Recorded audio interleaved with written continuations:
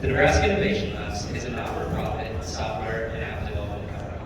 We operate as a not-for-profit by pairing junior developers, which are those who are students or recent graduates, with senior developers, which are those with 10 plus years of experience, to achieve low-cost software or app development, while providing the young tech talent of Nebraska with an unparalleled learning and working opportunity and an unparalleled item for their portfolio. So while that's all good, let's look at another one. Brain drain. I recently found out in 2021, nearly 8,000 people left the state of Nebraska. Out of those 8,000, a large percent left in pursuit of better opportunities elsewhere.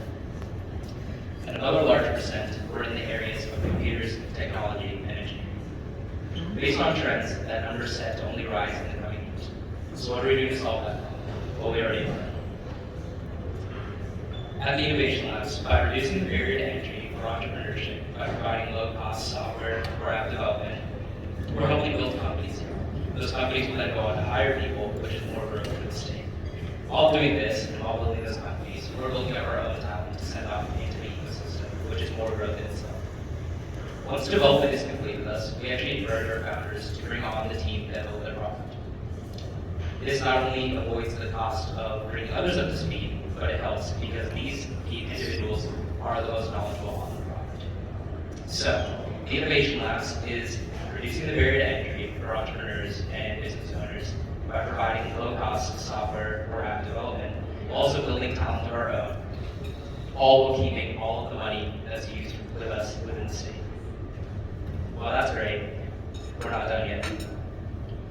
For the investors and the ones that invest during the build stage, we'd love for the Innovation Labs to be considered a resource to you to help protect your investment. By utilizing our expertise and resources, we can help your startup that you're looking to invest in achieve low-cost MVP or minimum viable product development.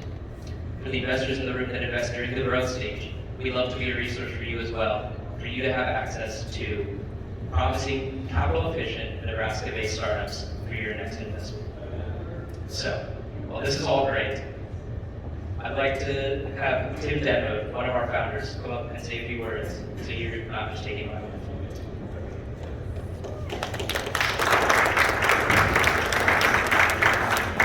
Good morning. My name is Tim Denwood. I'm the founder of Major Talent. Thanks for sharing the stage with me this morning. So I'm going to agree with everything that Dylan has said here. I also have my kidneys, didn't cost me anything on that. So one couple areas that I just wanted to highlight. First off, the flexibility that Nebraska Innovation Labs has had. I think I'm the first startup company that went through there. It was actually these guys, and it's been a great experience for us. So the first off, we're the prototype grant, and they made that process very simple. Our money went way further than it would ever have gone. We priced out several options for us to get where we want to be, to get to an MVP. My MVP looks different today than it did when I initially started. There's been a lot of iterations and changes of things that I thought that I needed and things that I needed, and so that was awesome. So the flexibility that they provide is also really good for us. So the agility and the flexibility to move, because as a startup, we figure out what our needs are and what those needs, how they change, right? So the last thing is, there's two other points that I'd like to make. So the first off is the opportunity for me to manage my own project. I thought that was pretty cool. It wasn't all by myself. Obviously, I had some support with the Nebraska Innovation Labs working on that project. But to be able to be that intimate with it throughout the whole process was pretty cool. I didn't just get a product handed to me at the end saying, hey, here you go. And we launched 3 weeks ago now. But one of the other cool things about the whole process that I wanted to just finish up on today was there was 3 young developers that had opportunity to work. So we were able to apply them throughout this process as well. So anyway, thanks again for letting me share the stage. Appreciate it.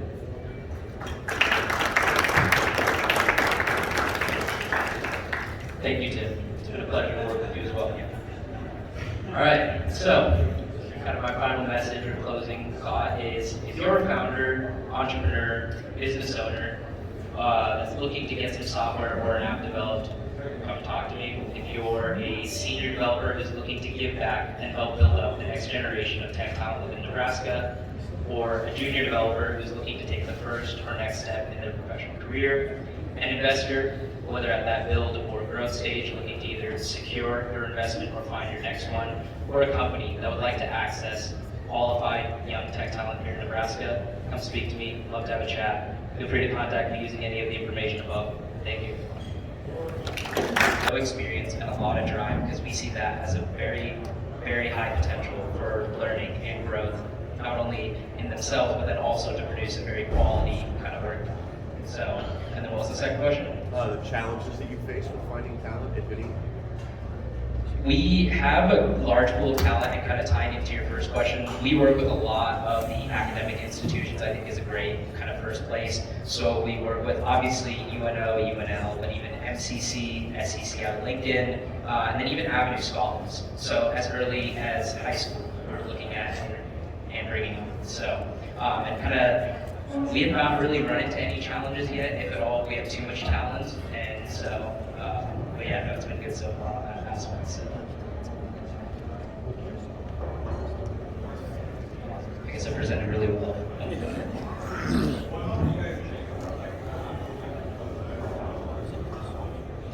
Yeah, so while our bread and butter would be software or app development, we can't do anything. I'm actually talking with a founder out of Western Nebraska, which obviously is more rural and less kind of in the tech scene, and looking to build a website as well. So we're more than willing to look at smaller projects as well, because we realize since we're not for profit, we're gonna be able to give you a very good cost to build something to help your business grow. So why not expand into areas like building a website or whatever it might be. So software, apps, websites, really anything in the tech space.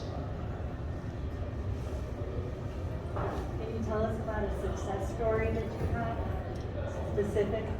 Yeah, so obviously Tim spoke, but kind of another founder that we have, his name is Phil. He's with OpenSpot, some of you might be familiar. He is actually a actively practicing medical doctor, probably not the right term, but and so he's very busy. He runs his own clinic, and he is always busy. And we've been able to build a product with him to where he's able to be involved as much as he wants at sometimes, and as involved as he can be at certain other times when he's busy. And we've been able to build a product from just an idea all the way through, and I think that's closing in on his launch here in the near future. So it kind of, that success story kind of shows that we're able to take someone who might not think they have the time to, go start something else on the side, but really they do. We worked with him, made sure we worked around his schedule and what his needs were, and kind of had clear expectations for the team, built it up, and it's been smooth sailing. So. Do you have plans in the future to help people with physical product builds or hardware? We currently don't, but we do have access to resources within our network. That's one thing we're also very open to, is that we're not going to be the one, solution for everything, but we have access to a network of different resources as well. So we'll meet with you and tell you whether we're a good fit for you or not, and if we're not, we'll direct you to other, people in the space. So, there are other hardware people in the space that we've directed to people in the past. And so, but no, currently no plans to get into hardware, but you never know. So. Obviously, you're solving a problem, like education to application. Obviously, that's a big leap from, hey, there's a problem, we need to solve this, spend a bunch of money. So what were some key indicators that this is a big leap as far as education application?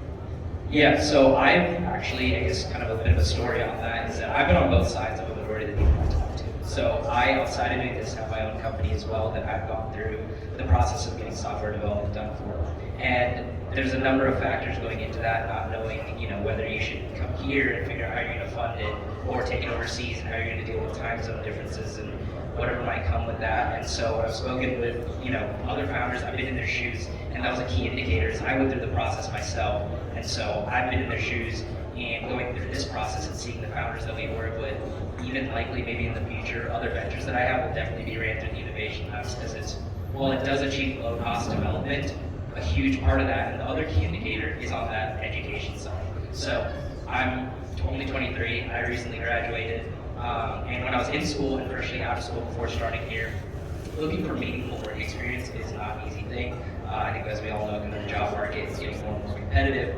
And so to give people a real meaningful opportunity that can advance to something else, whether it's going to work for a founder or whether it's going to work for another company or staying within the innovation labs and becoming a senior person, those are all either going to be a step or the next few steps in their professional career. Now, going through that myself, whenever I'm interviewing or talking to talent, I can very much relate. That was kind of the secondary key indicator on kind of what we're doing and why there's a need for it. So, how much can a start founder expect to pay? that is a very tricky question. It depends on the project size, so and obviously depends on what we're doing outside of that as well. So websites are obviously going to be on the lower end, and then full-scale systems are going to be on the higher end. So that's very subjective. I believe after kind of crunching some numbers, our average hourly rate for development is about 45 an hour, but once again that varies in terms of project size, how many people are on the team for that project, stuff like that. So. From a comparative standpoint, how much is it normally? So how much is it normally? Yeah, if you weren't going through Nebraska. Oh, yeah, so from what I'm aware of, kind of normal software development rate for about a medium-sized app can range from between 100K to $250,000. And so far, we've built out every one of our founders for substantially less than that. So. I have an app being developed for $6,000 by Invention Land. Is that here locally? That's in Pennsylvania. Okay. And how big is that app? Like, what does it, I guess, entail? It depends on the size. I'm changing the world with it. Okay. Well, we might have to meet with them and meet with you, see what we can do. Anyone else?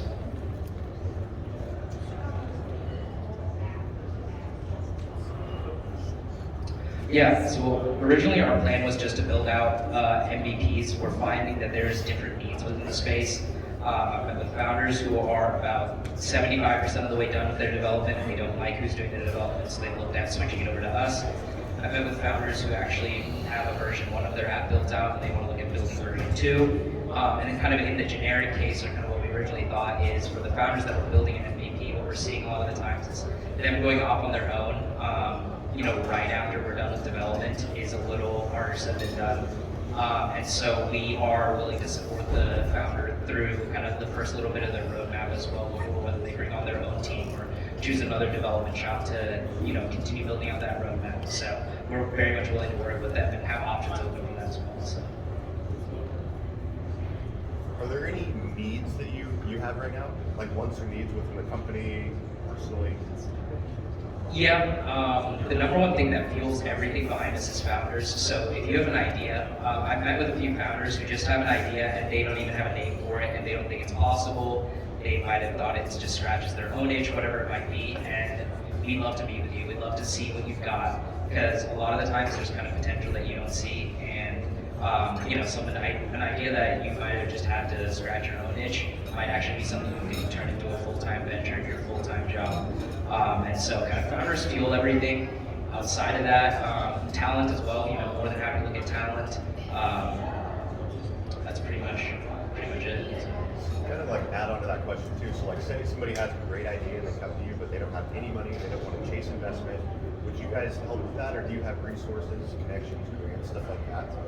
Yeah, so that's a huge part of it. When we get someone who's at the earlier stage and they don't have any funding yet, we definitely have resources and kind of plans that we can help put in place to help them get or attain funding. I think everyone in the space knows the prototype grant. And so the DED loves what we're doing because the money's all staying within the state. And so when our name is on who's doing the development, they like that. And we've also been through the process multiple times ourselves. So we know what they want. And so we can help go through that, and then we can help, look at other funding options, whether it's, taking investment or, winning money at a pitch competition or whatever it might be. There's a lot of kind of other options available. So a lot of avenues to explore in terms of funding that we can help with.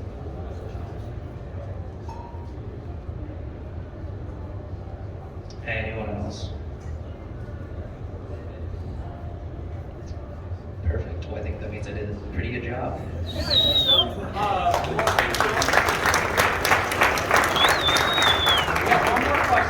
One more question. Okay.